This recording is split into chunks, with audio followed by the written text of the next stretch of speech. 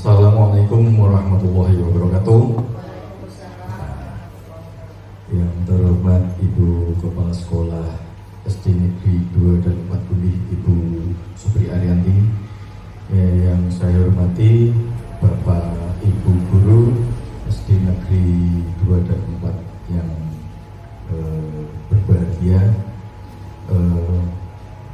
Terima kasih sudah memberikan waktu luangnya kepada saya untuk saya menyampaikan diseminasi tentang budaya positif yang ilmu ini saya dapatkan dari saya selama menjalani calon guru penggerak, dan kemarin saya dalam menjalani diklat sekolah transformatif, bahwa budaya positif ini sangat kita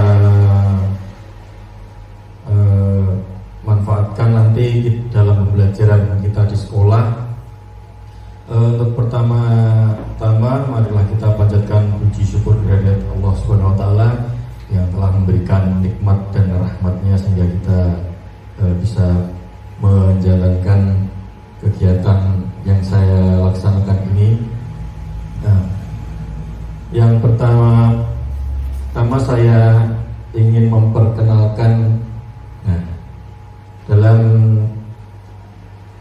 program calon guru penggerak angkatan ke-10 ini saya dibimbing oleh dua orang yang hebat, yaitu fasilitator saya Ibu Sunarti dan pengajar praktik saya Bapak Andi Prasetyo. Bahwa Ibu Sunarti ini adalah pengawas dari Kabupaten Boyolali, dan Pak Andi Prasetyo ini adalah seorang guru hebat yang berasal dari Kabupaten Grobogan, yaitu tepatnya di SD Ngeraji.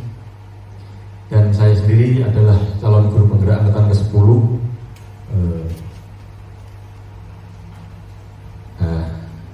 Sebelum kita mulai, saya mengajak Bapak Ibu guru untuk melakukan awalan kegiatan ini dengan menenangkan hati dan pikiran, untuk arahkan semua perhatian dan untuk fokus belajar, sehingga kita bisa menerima apa yang saya sampaikan ini, bisa kita resapi, kita laksanakan nanti dalam belajar kepada anak-anak kita, dan hadirkan rasa ingin tahu. Nanti apabila ingin ada sebuah pertanyaan yang ingin ditanyakan pada saya, bisa disampaikan nanti. Dan kebijaksanaan. Yang pertama sebelum saya masuk ke materi, ada 3 pertanyaan pematik di sini. Ya. Yang pertama, dari ketiga pertanyaan ini pasti Bapak Ibu sudah paham. Yang pertama, apakah hukuman dapat mendisiplinkan anak Bapak Ibu? Bisa. Setuju atau tidak Ibu? Sesuai, hukumannya sesuai dengan usia anak. Ya, nah, itu pertanyaan pematik yang pertama gitu.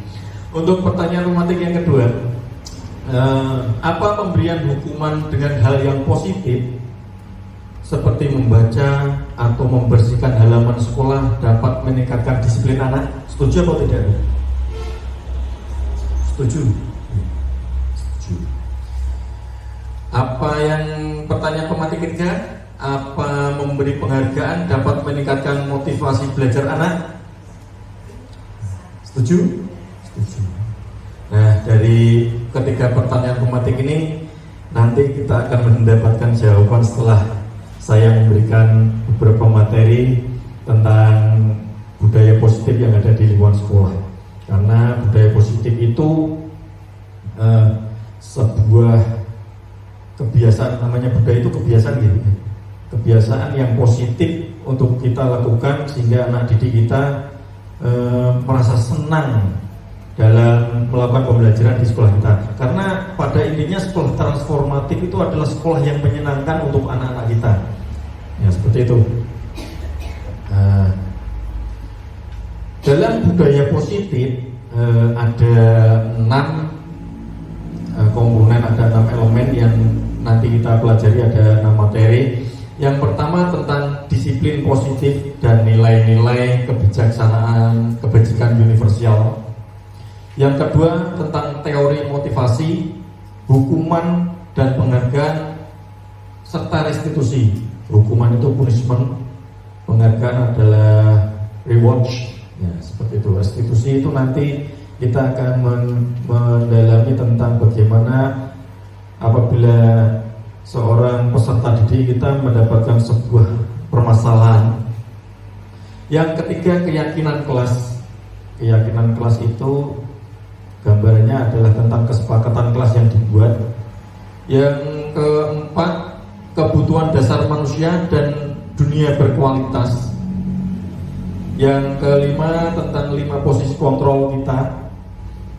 Yang terakhir adalah segitiga restitusi. Nanti segitiga restitusi itu untuk dalam kita menghadapi sebuah permasalahan anak didik kita. Bagaimana cara kita mendapatkan solusi tentang permasalahan itu. Nah, sebelum selanjutnya adalah yang pertama tentang konsep dasar disiplin positif. Nah, mendengar kata disiplin itu apa yang terbayang di benak kita, apa yang terlintas di pikiran kita. Orang menggunakan kata disiplin itu biasanya dengan kata tertib, taat, patuh, ya betul gue ini, ya, teratur dan patuh pada apa yang sudah dibuat aturannya. Biasanya seperti itu, disiplin, anak-anak disiplin, seperti halnya memakai seragam itu harus disiplin, harus lengkap, harus taat. Juga sering dihubungkan dengan hukuman, padahal itu sungguh berbeda karena belajar disiplin positif tidak harus dengan memberikan hukuman.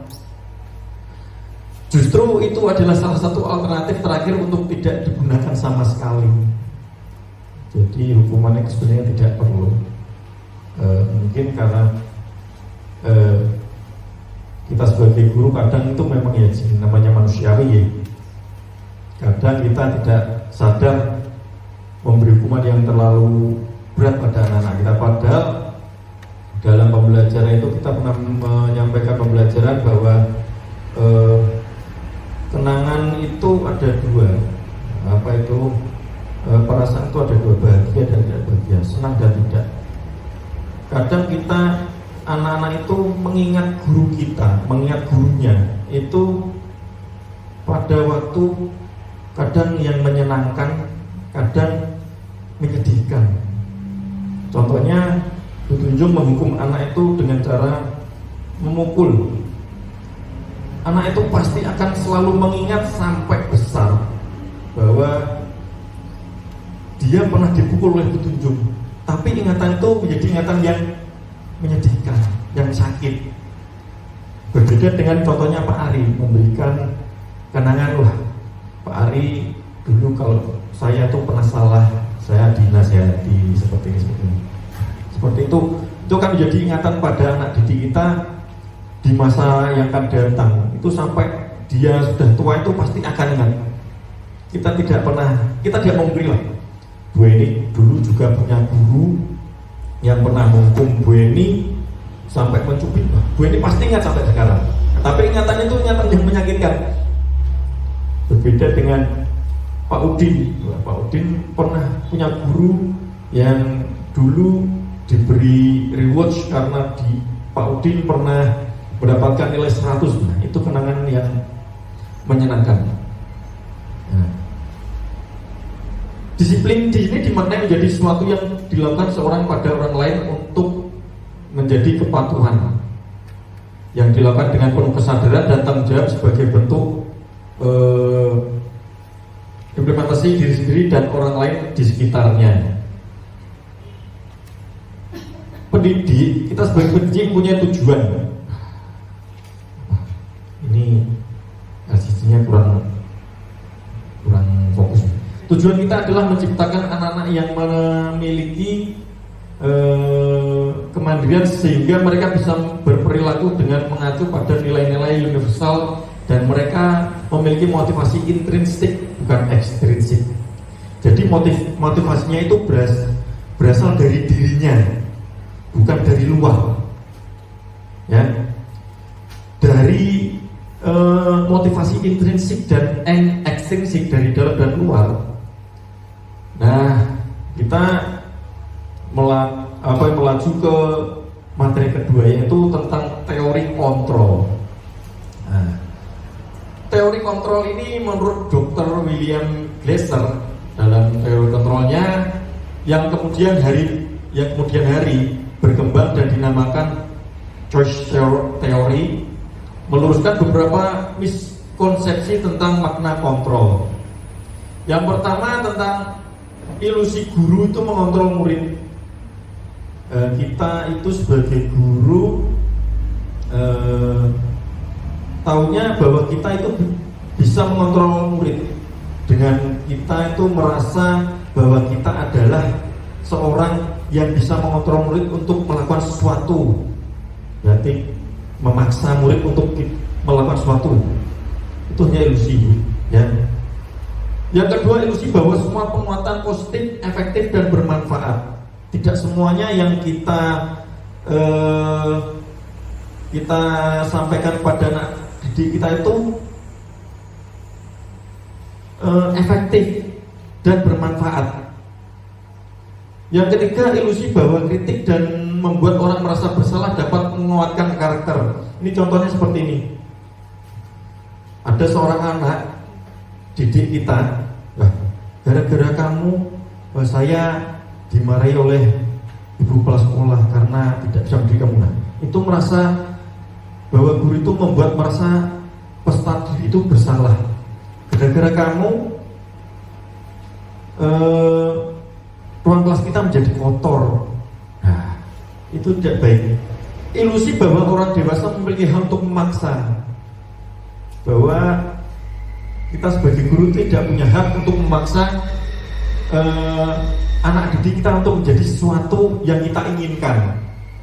Jadi realitanya posisi kontrol dari seorang anak atau murid adalah berada dalam dirinya sendiri. Tidak ada seorang pun yang dapat mengontrol diri orang lain. Nah, dalam pembelajaran filosofi Ki Hajar Dewantara bahwa peserta didik itu mempunyai kodrat alam dan kodrat zaman. Kodrat alam itu dikontrol dari alam, dari lahir, dan kodrat zaman itu dikontrol dari bagaimana lingkungannya, yang tentang kemajuan zaman. Realitanya bahwa posisi kontrol dari seorang anak itu berada dalam diri sendiri. Jadi anak itu kita sebagai guru hanya bisa untuk menuntun, mengontrol, menciptakan kontrol pada diri anak untuk menjadi yang anak inginkan itu sendiri. Karena pada dasarnya setiap anak itu mempunyai kompetensi yang berbeda-beda. Ada anak yang tidak bisa membaca tapi pandai bernyanyi. Anak yang tidak bisa menari tapi bisa berlari, seperti itu, ya. Tapi posisi kontrol di sini adalah posisi kontrol dalam mengelola emosi anak. Dalam mengelola emosi anak, anak itu pernah punya kesalahan, tapi kita bisa mengontrolnya. Menumbuhkan, kita hanya bisa menumbuhkan kontrol itu dari dalam sendiri, menuntun emosi anak itu untuk berbuat yang baik. Nah, yang selanjutnya adalah teori motivasi. Motivasi perilaku manusia, ada motivasi ekstrinsik, yaitu untuk menghindari ketidaknyamanan atau hukuman. Yang kedua, untuk mendapatkan imbalan atau penghargaan dari orang lain. Yang motivasi intrinsik, untuk menjadi orang yang mereka inginkan dan menghargai diri sendiri dengan nilai-nilai yang mereka percaya. Nah, motivasi ekstrinsik itu dari luar untuk menghindari ketidaknyamanan atau hukuman. Anak itu merasa mau melakukan itu dengan terpaksa agar menghindari atau tidak mendapatkan hukuman. Contohnya seperti ini. Dari budaya positif ini, kita mempunyai budaya positif tentang kebersihan. Anak itu mau menyapu halaman, tetapi anak itu hanya merasa ingin tidak mendapatkan hukuman dari guru. Berarti terpaksa. Berbeda dengan motivasi intrinsik. Anak itu merasa keluar dari dalam dirinya sendiri, tergugah hatinya, wah itu kotor, saya harus membersihkan. Jadi tidak ada paksaan. Dan jika itu keberlanjutan terus, akan menjadi budaya positif yang dibentuk dari motivasi intrinsik, dari motivasi dari dalam dirinya. Yang kedua, untuk mendapatkan imbalan atau penghargaan dari orang lain. Jadi guru itu tidak salah juga, tapi juga tidak benar juga selalu memberikan imbalan kepada peserta didik kita apabila sudah melakukan pekerjaan yang kita suruh, yang kita perintahkan, ya, untuk mendapatkan imbalan. Jadi anak itu hanya mau bekerja ketika nanti akan mendapatkan imbalan. Nah, seperti itu. Berbeda dengan keluar dari dalam dirinya sendiri. Wah, itu sampahnya sudah penuh dan harus saya buang. Nah, anak itu keluar dari dalam dirinya sendiri. Itu dari motivasi intrinsik. Ya, bagaimana cara kita menumbuhkan motivasi intrinsik ini pada anak? Nah, hukuman dan penghargaan. Kita harus bisa membedakan antara hukuman itu adalah tidak terencana, bersifat satu arah, yang pasti menyakiti murid baik secara fisik maupun psikis. Kadang kalau zaman dulu itu hukuman dijewer. Kalau psikis itu biasanya hukuman dengan menggunakan kata-kata yang mungkin terlalu kasar untuk anak-anak kita. Kadang kita tidak sadar karena kita terlalu emosi yang negatif keluar dari dalam diri kita, sehingga ada keluar kata-kata kasar, sehingga anak itu mendapatkan hukuman secara psikis. Penghargaan adalah hanya efektif dalam jangka waktu pendek, menimbulkan motivasi ekstrinsik, dapat menimbulkan ketergantungan. Nah, ini kekurangannya. Hanya efektif dalam jangka waktu pendek. Nanti kalau tidak mendapatkan penghargaan, anak itu juga tidak lagi dan mengulanginya lagi. Tidak ingin mengulanginya lagi dan mengulanginya. Kadang seperti itu. Menimbulkan motivasi ekstrinsik, dapat menimbulkan ketergantungan. Jika tidak diberi penghargaan, anak itu tidak akan berbuat hal yang positif. Penghargaan maupun hukuman adalah cara-cara mengontrol perilaku seseorang sehingga menghancurkan potensi untuk pembelajaran yang sesungguhnya. Dengan pemberian hukuman atau penghargaan tidak akan menumbuhkan sebuah kesadaran dari dalam diri murid untuk meyakini dan menghargai nilai-nilai kebajikan yang dipercaya. Dihukum oleh penghargaan, bahwa penghargaan berlaku sama dengan hukuman dalam arti meminta atau membujuk seseorang melakukan sesuatu untuk memenuhi suatu tujuan tertentu dari orang yang meminta atau membujuk. Dorongannya eksternal dan ada faktor ketergantungan. Beberapa dampak dari pemberian penghargaan adalah menurut Alfie Kohn di tahun 1993. Yang pertama, pengaruh jangka pendek dan jangka panjang. Ada penghargaan bahwa penghargaan itu tidak efektif. Penghargaan dapat merusak hubungan. Penghargaan mengurangi ketepatan. Penghargaan menurunkan kualitas. Penghargaan mematikan kreativitas dan penghargaan menghukum. Nah, apakah kita masih boleh memberikan penghargaan untuk murid jika murid itu nanti akan tergantung apabila tidak diberi rewards, tidak akan melakukan suatu perintah yang kita inginkan, ya. Yang pasti semua itu terkontrol dari dalam diri murid sendiri.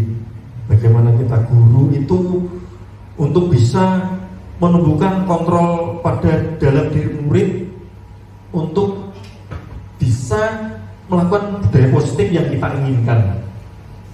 Nah, bentuk program kebajikan atau apresiasi. Dalam memberikan apresiasi atau pengakuan perlu diingat beberapa hal. Yang pertama, beri dukungan secara khusus. Yang kedua, beri pengakuan secara pribadi. Yang ketiga, beri pengakuan kepada semua murid secara bergantian. Beri pengakuan secara konsisten dan fokus pada proses. Ya. Yang selanjutnya, nah sekarang ibu ini, ya Bapak Ibu, coba. Ini hukuman atau konsekuensi. Nah kita ada berapa pernyataan ini? 1, 2, 3, 4, 5, 6. Ada 6 pernyataan. Ya. Mencatat 100 kali di dalam buku kalimat, saya tidak akan terlambat lagi karena terlambat ke sekolah. Ini hukuman atau konsekuensi, Bapak Ibu? Ini suatu konsekuensi. Ini suatu hukuman, Ibu, karena mencatat dalam buku 100 kali kalimat seperti itu. Lari mengelilingi lapangan basket karena terlambat hadir di sekolah. Nah, hukuman, ya. Murid diminta untuk push up 15 kali tidak menggunakan masker ke sekolah. Ini juga termasuk hukuman. Terus menggantikan kertas tugas teman yang telah dicoret-coret. Ini konsekuensinya. Kamu harus mengganti. Karena kamu merusak, kamu harus mengganti. Itu konsekuensi. Membersihkan tumpahan air di meja tulis karena tersenggol pada saat belajar. Itu juga konsekuensi. Lari mengelilingi lapangan basket 2 kali karena terlambat 10 menit untuk pelajaran PJOK. Itu hukuman. Nah, dari hukuman konsekuensi ini kita bisa mengetahui bahwa budaya positif ini sangat bermanfaat bagi peserta didik kita dalam melakukan kesalahan yang mereka buat. Ya, perbedaan hukuman dan konsekuensi. Ya, kalau hukuman itu sesuatu yang menyakitkan dan harus terjadi. Kalau konsekuensi itu sesuatu yang harus terjadi, sesuatu yang harus dilakukan. Membuat anak sakit fisik hati untuk jangka waktu yang lama. Membuat anak merasa tidak nyaman dalam jangka waktu yang pendek. Anak membenci kedisiplinan. Ya, kalau konsekuensi anak menghargai disiplin. Kalau hukuman itu sebuah paksaan. Kalau konsekuensi itu adalah stimulus atau tanggapan. Hukuman mendorong anak menyakiti diri sendiri. Kalau konsekuensi mendorong anak agar mudah menyesuaikan diri. Hukuman konsep diri yang buruk, konsekuensi konsep diri yang baik. Hukuman anak belajar untuk menyembunyikan kesalahan. Kalau konsekuensi anak belajar untuk mematuhi peraturan. Hukuman marah, rasa bersalah, dipermalukan, merasa tak dihargai. Kalau konsekuensi kehilangan hak, dibuat tidak nyaman, diasingkan untuk sementara.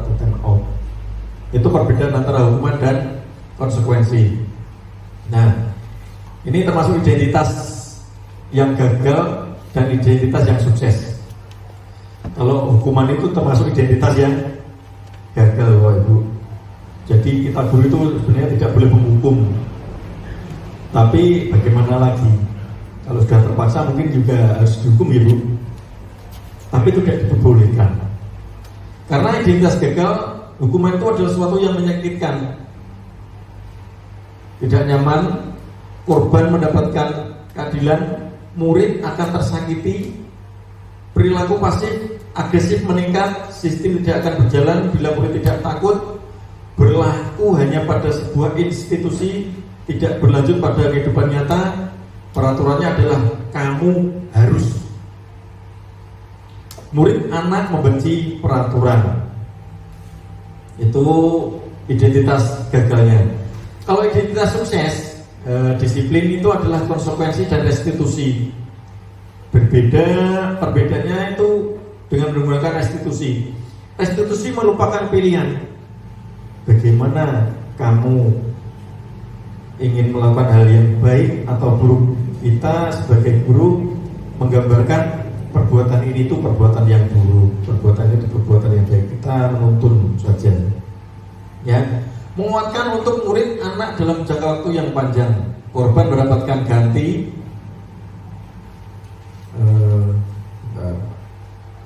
Restitusi adalah proses menciptakan kondisi bagi murid untuk memperbaiki kesalahan mereka, sehingga mereka bisa kembali kepada kelompok mereka dengan karakter yang lebih kuat.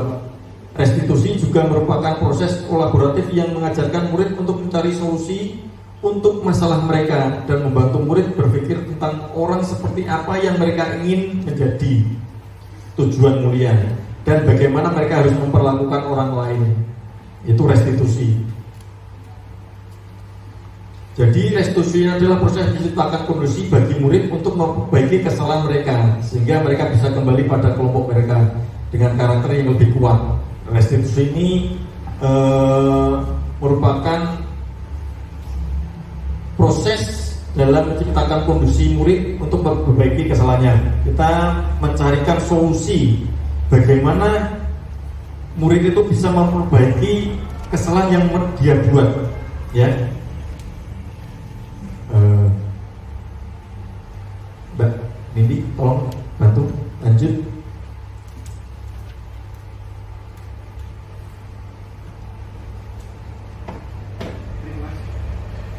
Sembilan ciri restitusi bukan untuk menebus kesalahan, namun untuk belajar dari kesalahan, memperbaiki hubungan, tawaran bukan paksaan.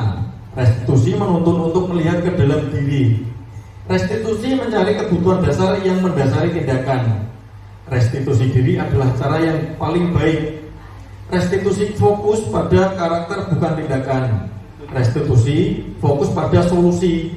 Restitusi mengembalikan murid yang berbuat salah pada kelompoknya. Ini 9 ciri restitusi. Jadi restitusi ini bukan untuk menebus kesalahan, namun untuk belajar dari kesalahan. Kita hanya menuntut murid bukan menebus kesalahannya, tapi belajar dari kesalahannya. Bahwa kesalahan itu adalah sebuah pembelajaran atau pengalaman yang mungkin tidak harus diulangi lagi. Ketika ada seorang anak yang memukul temannya, bahwa kita menyampaikan solusi, memukul itu adalah perbuatan yang salah atau tidak, ya. Jadi kita hanya menuntun. 5 posisi kontrol sekarang. Penghukum, membuat merasa bersalah, teman, pemantau, dan manajer. Lanjut, Mbak Nindi. Nah, yang pertama sebagai penghukum.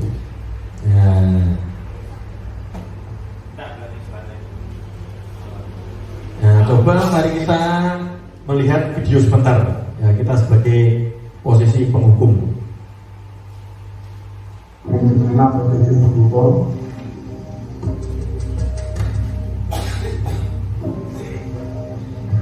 Naren, sini kamu. Selamat pagi, Bu. Selalu terlambat.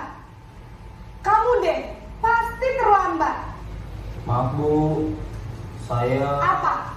Apa coba? Ayo. Alasan kamu apa lagi? Kapan sih kamu tidak terlambat? Malah sekali ya kamu jadi anak. Saya Dasar malas. Gak kapok-kapok sih kamu. Sudah berapa kali terlambat? Sana, kamu keliling lapangan basket 2 kali. Kenapa saya harus ke lapangan basket, Bu? Kenapa? Kamu melawan ibu. Berani-beraninya jawab. Sudah terlambat, masih berani jawab pula. Sekarang, keliling lapangan basket 5 kali sekalian. Biar kapok. Cepat. Pergi sana ke lapangan basket.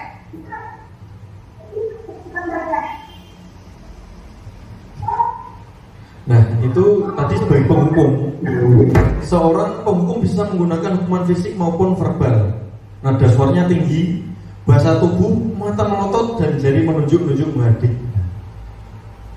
Tapi anak sebagai seorang anak pasti akan hanya takut. Setelah itu mungkin akan diulangi lagi. Apalagi seorang anak yang bandel, itu pasti akan tidak pernah takut dengan guru yang seperti itu. Nah, sekarang untuk video yang kedua, posisi membuat merasa bersalah.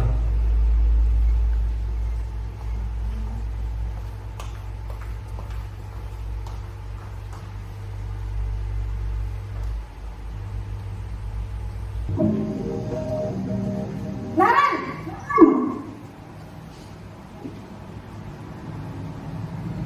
Selamat pagi, Bu.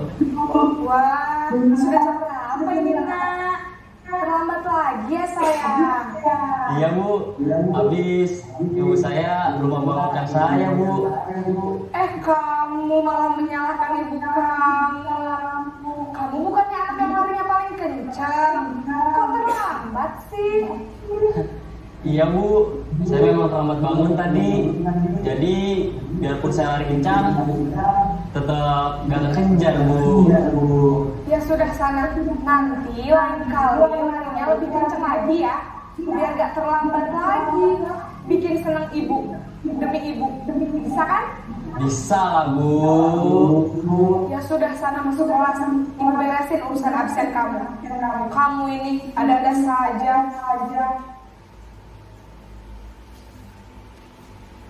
Nah, itu sebagai posisi teman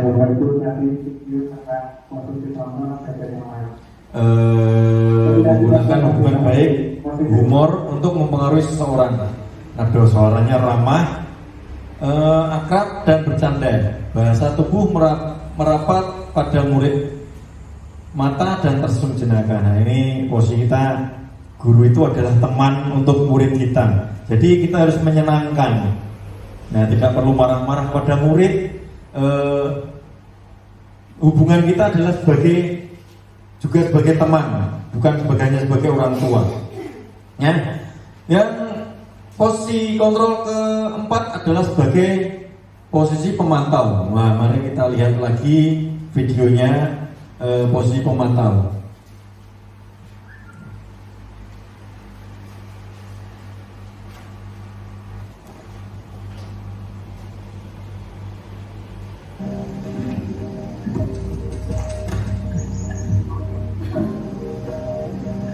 Naran!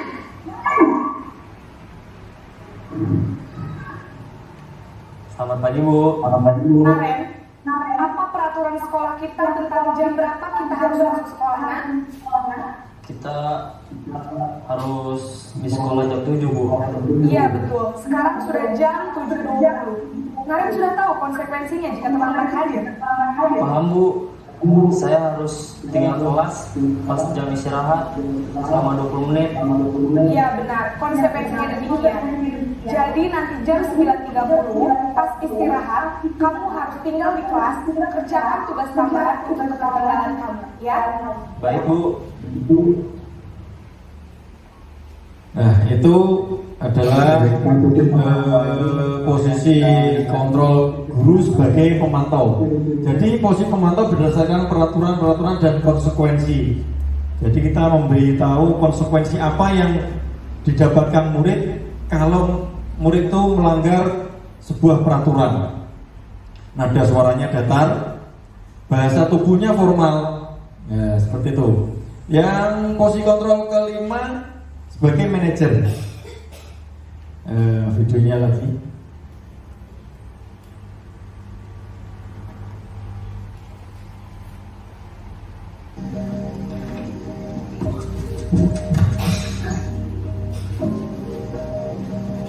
Naren,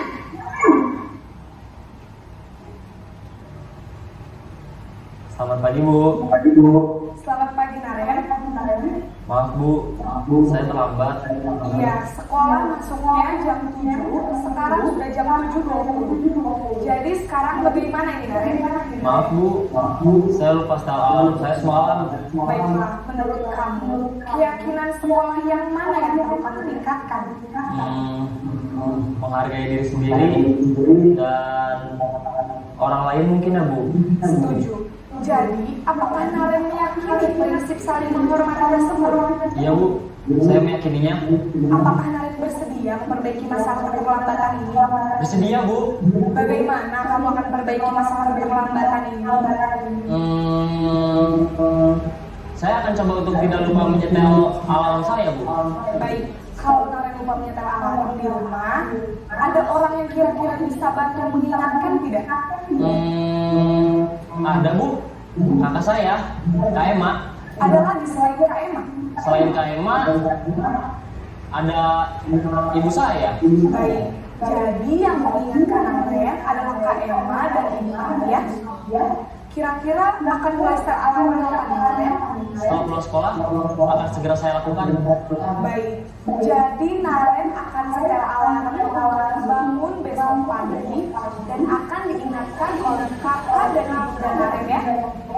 Ada lagi yang mungkin perlu dilakukan Naren agar tidak terlambat bangun lagi? Tidak ada Bu. Baik Naren, terima kasih untuk kerjasama kamu. Sekarang kamu perlu kembali ke kelas untuk belajar. Baik Bu, terima kasih. Nah, itu posisi guru sebagai manajer. Posisi di mana guru berbuat sesuatu bersama dengan murid, mendukung murid agar dapat bertanggung jawab dan menemukan solusi atas masalahnya sendiri. Jadi kita sebagai guru hanya menuntun untuk murid itu dapat bertanggung jawab dan menemukan solusi atas masalahnya sendiri. Jadi kemandirian murid untuk mencari solusi bagaimana saya agar tidak terlambat ke sekolah. Jadi kita menuntun murid itu agar berpikir, oh bagaimana tuh agar saya tidak terlambat. Nah, nada suaranya tulus, bahasa tubuh tidak kaku dan mendekat ke murid. Itu 5 posisi kontrol. Nah, 5 posisi kontrol itu sebagai motivasi. Guru berbuat, guru berkata hasilnya kaitan dengan dunia berkualitas, murid berkata dampak pada murid. Itu motivasinya. Kalau menghukum itu guru berbuat menghardik, menunjuk-nunjuk, menyakiti atau menyindir. Membuat orang merasa bersalah, itu berceramah dan mengatakan seharusnya ibu kecewa. Nah, seperti itu. Kalau sebagai teman, guru berbuat itu membuat alasan-alasan untuk muridnya agar muridnya itu tidak melakukan perbuatan itu lagi. Kalau sebagai pemantau itu menghitung dan mengukur. Kalau sebagai manajer mengajukan pertanyaan-pertanyaan. Nah, ini 5 posisi kontrol yang harus kita ketahui sebagai penghukum, membuat orang merasa bersalah, teman, pemantau atau manajer. Itu identitas gagal, identitas berhasil, dan identitas suksesnya di mana kita harus tahu. Nah, pertanyaan-pertanyaannya, saya kecewa sekali dengan kamu. Nah, siapa yang mengatakan membuat orang merasa bersalah? Kamu tidak pernah benar melakukannya. Itu seorang penghukum. Ayolah, lakukan demi ibu dan bapak. Itu kita sebagai teman. Apakah kamu mendapatkan sertifikat bintang hari ini? Itu sebagai pemantau. Bagaimana kamu bisa menyelesaikan masalah ini? Itu sebagai manajer. Kamu selalu yang paling terakhir. Itu adalah kata-kata seorang penghukum. Nah, sekarang kita masuk ke kebutuhan dasar manusia. Yang pertama adalah bertahan hidup, kasih sayang dan rasa diterima.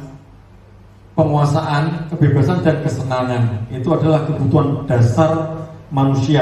Jadi kebutuhan anak-anak kita untuk bertahan hidup, mendapatkan kasih sayang, dan mereka diterima walaupun apapun keadaannya. Seperti murid kita pun juga ada yang namanya Abimanyu, itu apapun keadaannya itu harus diterima, merasa diterima. Adiknya Abimanyu siapa? Prabayu, itu bagaimanapun bentuknya itu juga harus diterima. Itu adalah kebutuhan dasar manusia dan tidak bisa kita sebagai guru untuk membeda-bedakannya. Kamu mbuh ambune piye, mbuh bentuke piye, mbuh angel maca ora, itu harus kita terima karena kita juga termasuk adalah sekolah inklusif. Nah, yang pertama, bertahan hidup adalah kebutuhan yang bersifat fisiologis untuk bertahan hidup, misalnya kesehatan, rumah, dan makanan. Kasih sayang dan rasa diterima meliputi kebutuhan akan hubungan dan koneksi sosial. Kebutuhan ini juga meliputi keinginan untuk tetap berhubungan dengan orang lain seperti teman, keluarga, pasangan hidup, teman kerja, binatang peliharaan, dan kelompok di mana kita bergabung. Nah, itu rasa diterima seperti Pak saya jelaskan tadi. Penguasaan kebutuhan ini meliputi keinginan untuk dianggap berharga, bisa membuat perbedaan, bisa membuat pencapaian kompeten diakui atau dihormati. Kebutuhan dasar manusia yang keempat adalah sebuah kebebasan, kebutuhan akan kemandirian, otonomi, memiliki pilihan dan mampu mengendalikan arah hidup seseorang, menginginkan pilihan, banyak bergerak, suka mencoba-coba hal baru dan menarik. Kebutuhan yang kelima adalah sebuah kesenangan. Kebutuhan akan kesenangan adalah kebutuhan untuk mencari kesenangan, bermain dan tertawa. Ini adalah kebutuhan 5 kebutuhan dasar manusia, 5 kebutuhan anak kita, anak didik kita, peserta didik kita. Mereka itu berhak mendapatkan kelima ini, kelima kebutuhan dasar manusia ini. Dari yang pertama tadi bertahan hidup, kasih sayang dan rasa diterima, penguasaan, kebebasan dan kesenangan. Mereka berhak mendapatkan kebutuhan dasar manusia ini. Nah, setelah itu kita akan membentuk sebuah yang namanya keyakinan kelas. Keyakinan kelas yaitu nilai-nilai kebajikan universal yang disepakati secara tersirat dan tersurat. Ya, maksudnya tersirat adalah di angan-angan yang tidak tertulis atau hanya lisan. Keyakinan kelas itu adalah sebuah kesepakatan kelas yang harus kita taati, karena kesepakatan kelas itu dibuat secara bersama-sama. Nah, keyakinan kelas bersifat lebih abstrak daripada peraturan yang lebih rinci dan konkret. Keyakinan kelas itu berupa pernyataan-pernyataan universal. Pernyataan-pernyataan keyakinan kelas senantiasa dibuat dalam bentuk positif. Jadi keyakinan kelas itu dibuat menurut kebutuhan kelas kita untuk bisa mendapatkan sebuah budaya positif. Keyakinan kelas hendaknya tidak terlalu banyak sehingga mudah diingat dan dipahami oleh semua warga kelas. Keyakinan kelas sebaiknya sesuatu yang dapat diterapkan di lingkungan tersebut. Semua warga kelas hendaknya ikut berkontribusi dalam perbuatan keyakinan kelas lewat kegiatan curah pendapat. Bersedia meninjau kembali keyakinan kelas dari waktu ke waktu. Nah, ini adalah sebuah prosedur pembentukan keyakinan kelas. Ada prosedurnya, ya Pak Ibu. Yang pertama, persilahkan warga sekolah atau murid-murid di sekolah atau kelas untuk bercurah pendapat tentang peraturan yang perlu disepakati di sekolah atau di kelas. Yang prosedur yang kedua adalah mencatat semua masukan-masukan pada murid warga sekolah di papan tulis atau di kertas besar, kertas ukuran poster, di mana semua anggota kelas warga sekolah bisa melihat hasil curah pendapat. Jadi setiap anak berhak mengemukakan pendapat bahwa kesepakatan itu perlu disepakati untuk kelas itu. Contohnya di kelas 4 saya sudah ada yang namanya kesepakatan kelas. Itu sudah dibuat oleh anak kelas 4. Nah, dalam kesepakatan kelas itu atau keyakinan kelas itu harus disepakati oleh anak-anak. Apabila melanggarnya, maka akan mendapatkan konsekuensi yang harus didapatkan oleh anak tersebut. Nah, Ini adalah sebuah prosedur membutuhkan keyakinan kelas. Nah, ini ada sebuah video tentang cara membentuk sebuah keyakinan kelas.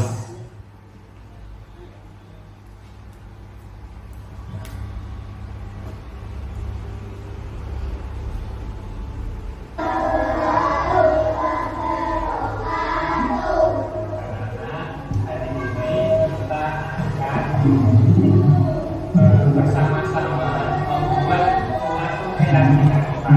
Kalau yang pertemuan yang sudah tahu, yang sudah kita sepakati, kita sudah pernah membuat yang namanya kesepakatan kelas. Kalau sekarang kita akan membuat keyakinan kelas. Apa itu keyakinan kelas? Keyakinan kelas itu suatu keyakinan yang dapat kita yakini dapat melakukan kebiasaan atau budaya yang bersifat positif. Positif itu berarti bersifat yang baik atau yang tidak baik. Yang baik nanti akan kita dapat menuliskan satu yang benar. Silakan mau menuliskan keyakinan kelas apa. Jadi contohnya, kalau kita di kelas itu supaya dapat belajar dengan nyaman, kelas kita harus bagaimana? Betul, harus bersih. Terus bagaimana kita membuat suatu keyakinan kelas supaya kita supaya kelas kita dapat terus bersih? Keyakinan kelas itu bagaimana? Ya, kita harus bekerja sama atau saling kerjasama untuk membersihkan saling kerjasama. Terus lagi contoh yang lain, misalkan kalian lalu dengan sesama teman, ketika banyak teman kita harus saling bagaimana supaya tidak bertengkar, supaya tidak berbeda pendapat, dan saling bertengkar. Kita harus saling menghormati. Itu contoh dari keyakinan kelas ya. Dan nanti kita untuk membuat satu dituliskan satu keyakinan kelas di kertas yang sudah bagus disediakan. Nanti ketika kalian sudah selesai membuatnya, maka kita tempel di depan.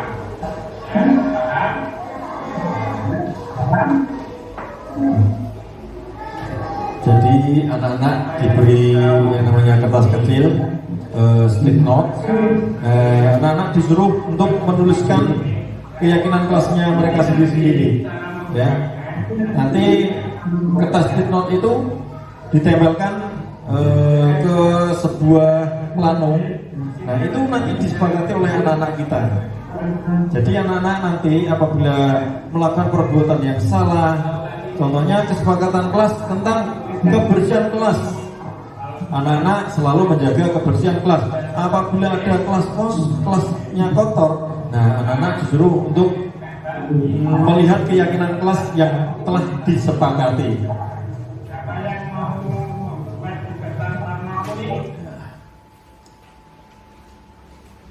Nah, yang selanjutnya adalah pembahasan tentang segitiga restitusi. Segitiga restitusi adalah suatu proses dialog yang dilakukan oleh guru agar murid menjadi mandiri dan bertanggung jawab saat guru berada di posisi manajer. Yang dikembangkan adalah motivasi intrinsik murid sehingga nilai-nilai kebajikan dapat diresapi dan dikembangkan hingga menjadi sebuah kebiasaan positif dan membentuk karakter. Pendekatan segitiga restitusi melalui proses 3 tahapan, yaitu berupa yang pertama menstabilkan identitas, memvalidasi tindakan, dan menyelesaikan keyakinan yang telah dibuat tadi. Nah, segitiga restitusi yang pertama menstabilkan identitas. Perbuatan salah itu tidak apa-apa. Tidak ada manusia yang sempurna. Saya juga pernah melakukan kesalahan seperti itu. kita bisa menyelesaikan ini. Bapak Ibu tidak tertarik mencari siapa yang salah, tapi Bapak Ibu ingin mencari solusi dari permasalahan ini. Kamu berhak merasa begitu. Apakah kamu sedang menjadi teman yang baik buat dirimu sendiri? Nah, ini cara-cara dalam menjalankan segitiga restitusi. Yang kedua, memvalidasi tindakan. Pernyataan-pernyataannya adalah, padahal kamu bisa melakukan yang lebih buruk dari ini ya. Kamu pasti punya alasan mengapa melakukan hal itu. Kamu patut bangga pada dirimu sendiri karena kamu telah melindungi sesuatu yang penting buat kamu. Kamu boleh mempertahankan sikap itu, tapi kamu harus menambahkan sikap yang baru. Yang ketiga adalah menanyakan keyakinan kelas yang telah dibuat tadi. Apa yang kita percaya sebagai kelas atau keluarga? Apa nilai-nilai umum yang kita telah sepakati? Apa bayangan kita tentang kelas yang ideal? Kamu mau jadi orang yang seperti apa? Itu pertanyaan-pertanyaan bisa kita ajukan untuk ke peserta didik dalam menghadapi permasalahan yang diperolehnya. Nah, mari kita saksikan video praktik segitiga restitusi yang telah saya buat. Aduh, ini kebelabasan ini.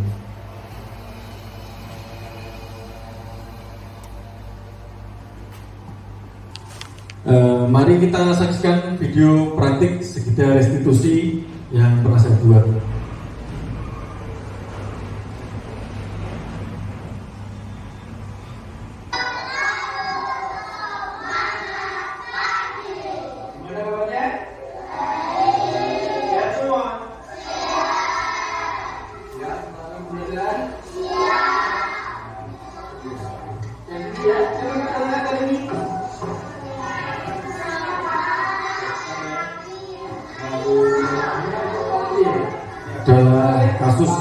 Contoh kasus yang pernah saya buat, saya kirimkan.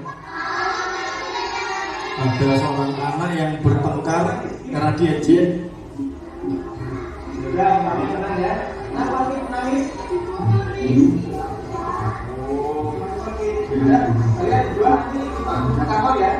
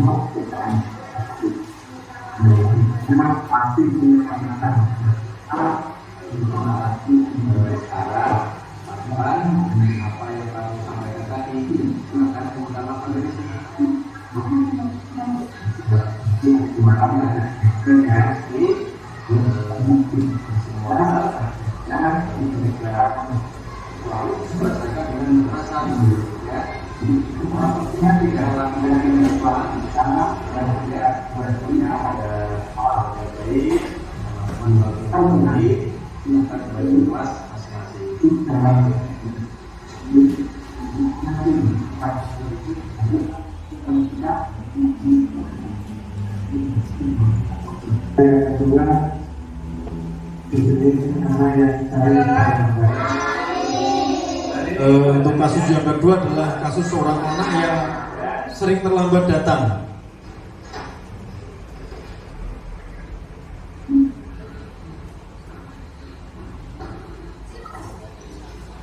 Padahal maksudnya pukul 7, anak ini sering terlambat datang pukul 7:15. Nah, kita cari permasalahannya apa toh? Kenapa toh anak itu kok sering terlambat? Kenapa kamu dipanggil Pak Guru ke kantor? Kalian tahu sekolah kita itu kalau masuk ke berapa? Tapi kalian berangkat ke berapa? Tentunya Arif datang ke sekolah terlambat. Arif tahu terlambat itu perbuatan yang salah atau perbuatan yang benar?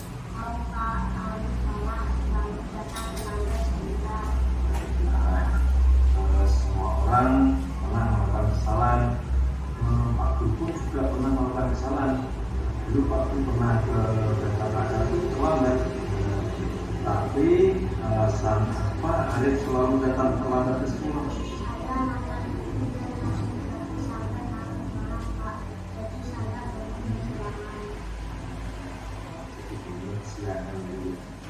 Coba definisi kembali kesepakatan kelas yang kita buat.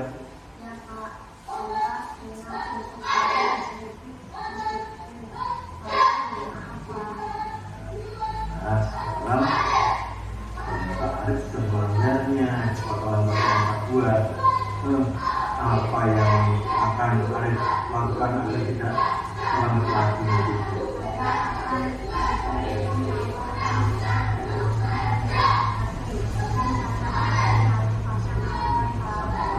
Ya. Lalu kapan Arif akan memulainya? Baiklah, Arif akan memulainya untuk disiplin dalam berangkat ke sekolah ya, dan menjadi anak yang disiplin dalam waktunya. Ya, Arif bisa selalu datang tidak terlambat untuk dari depannya ya. Silakan Arif kembali ke kelasnya.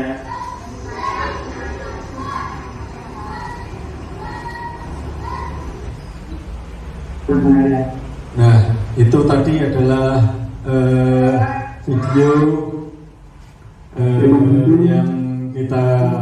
yang saya buat tentang praktek segitiga institusi, ya.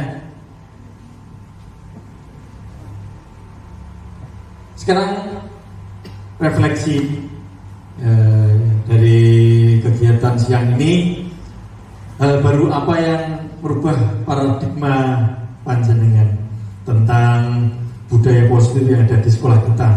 Apakah hukuman atau penghargaan atau sebuah manajerial yang kita inginkan pada peserta didik kita? Perasaan apa yang muncul selama mengikuti sesi ini? Peran Among seperti apakah yang saya telah lakukan selama mengikuti kegiatan ini, dan apa yang akan saya lakukan untuk menciptakan disiplin positif? Ini adalah refleksi untuk kita kepada peserta didik kita. Untuk ternyata sudah selesai. Adakah yang ingin ditanyakan tentang budaya positif? Ya, sudah dipahami ya. Jadi semoga budaya positif ini bisa kita terapkan pada peserta didik kita dan membuat sekolah kita sebagai sekolah transformatif, untuk bisa menciptakan suasana yang menyenangkan untuk peserta didik kita, menjadi lingkungan yang menyenangkan untuk peserta didik kita dalam belajar. Sebagai kita semoga kita sebagai guru bisa membimbing peserta didik kita untuk menjadi pelajar Pancasila. Sekian dari saya. Wabillahi taufiq wal hidayah. Assalamualaikum warahmatullahi wabarakatuh.